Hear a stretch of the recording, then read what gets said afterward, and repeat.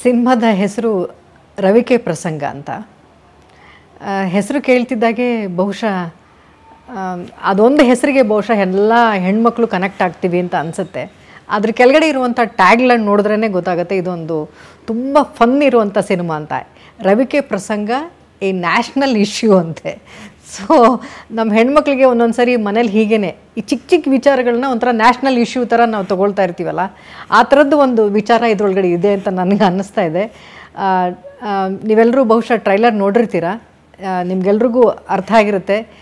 ಹೆಣ್ಮಕ್ಳು ಬೇಗ ಕನೆಕ್ಟ್ ಆಗುವಂಥ ಹಲವಾರು ವಿಚಾರಗಳು ಈ ಸಿನಿಮಾದಲ್ಲಿದೆ ಅಂತ ನನಗೆ ಅನಿಸುತ್ತೆ. ಈ ಸಿನಿಮಾವನ್ನು ಸಂತೋಷ್ ಕೋಡಂಕೇರಿಯವರು ಡೈರೆಕ್ಟ್ ಮಾಡಿದ್ದಾರೆ. ಅವರ ಧರ್ಮಪತ್ನಿ ಪಾವನ್ ಅವರು ಈ ಚಿತ್ರಕಥೆಯನ್ನು ಬರೆದಿದ್ದಾರೆ. ದೃಷ್ಟಿ ಅನ್ನುವಂಥ ನಿರ್ಮಾಣ ಮಾಡ್ತಾ ಇದ್ದಾರೆ ಪ್ರೊಡಕ್ಷನ್ ಹೆಸರಿನಲ್ಲಿ. ಅಲ್ಲಿರುವಂಥ ಎಲ್ಲ ಕಲಾವಿದರು ಆ್ಯಪ್ಟ್ ಆಗಿದ್ದಾರೆ ಅಂತ ನನಗೆ ಅನಿಸುತ್ತೆ.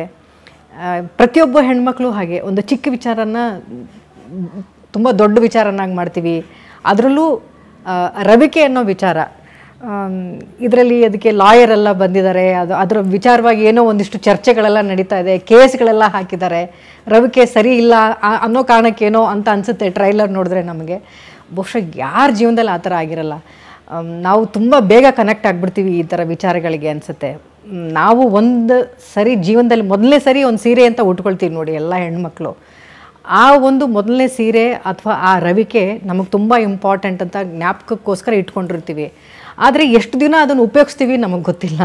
ಯಾಕಂದರೆ ಹೆಣ್ಮಕ್ಳು ಅನ್ನೋರು ಒಂದು ಹಂತದವರೆಗೂ ಒಂದು ಸೈಜಲ್ಲಿರ್ತಾರೆ. ಮದುವೆ ಆದಮೇಲೆ ಎಲ್ಲ ಹೆಣ್ಮಕ್ಳು ಅದು ಒಂಥರ ಪ್ರೆಡಿಕ್ಟ್ ಮಾಡೋಕ್ಕೆ ಆಗಲ್ಲ. ಮಕ್ಕಳಾಗ್ಬಿಟ್ರಂತೂ ಇನ್ನೂ ಮುಗ್ದೇ ಹೋಯಿತು. ಆ ಒಂದು ರವಿಕೆನ ನಾವು ಅದೆಷ್ಟು ಸರಿ ಹೊಲಿಗೆ ಬಿಚ್ಚಿ ಅದು ಸೈಜ್ ಎಮ್ ಇರೋದ್ರಿಂದ ಎಕ್ಸೆಲ್ಲು ಹೀಗೆಲ್ಲ ಎಷ್ಟೆಲ್ಲ ಚೇಂಜ್ ಮಾಡ್ಕೊಂಡಿರ್ತೀವಿ ಅನ್ನೋದು ನಮಗೆ ಗೊತ್ತು. ತುಂಬ ಬೇಗ ಹೆಣ್ಮಕ್ಳು ಕನೆಕ್ಟ್ ಆಗುವಂಥ ಹಲವಾರು ದೃಶ್ಯಗಳು ಅಥವಾ ಹಲವಾರು ಸಿಚುವೇಶನ್ಸ್ಗಳು ಈ ಸಿನಿಮಾ ಪೂರ್ತಿ ಇದೆ ಅಂತ ನನಗನ್ಸುತ್ತೆ. ಒಬ್ಬ ಮಹಿಳೆ ಪ್ರಧಾನವಾದಂಥ ಒಂದು ಸಿನಿಮಾ ಇದು. ಒಬ್ಬ ಮಹಿಳೆ ಕೂಡ ಬರೆದಿದ್ದಾರೆ ಪಾವನ ಅವರು. ಬಹುಶಃ ಈ ಸಿನಿಮಾವನ್ನು ಎಲ್ಲರೂ ಸಪೋರ್ಟ್ ಮಾಡಿ. ನಿಮಗೆ ತುಂಬ ಇಷ್ಟ ಆಗುತ್ತೆ. ನಗಕ್ಕೆ ಯಾರಿಗೆ ತಾನೇ ಇಷ್ಟ ಇರಲ್ಲ. ನಮ್ಮ ಮಧ್ಯದಲ್ಲೇ ನಡೆಯುವಂಥ ಹಲವಾರು ಘಟನೆಗಳನ್ನ ಇಟ್ಕೊಂಡು ಈ ಸಿನಿಮಾನ ಮಾಡಿದ್ದಾರೆ. ಜನರಿಗೆ ಮನರಂಜನೆ ಕೊಡುವಲ್ಲಿ ಈ ಸಿನಿಮಾ ಸೋಲಲ್ಲ ಅಂತ ನನಗೆ ಅನ್ನಿಸ್ತಾ ಇದೆ. Please watch this movie.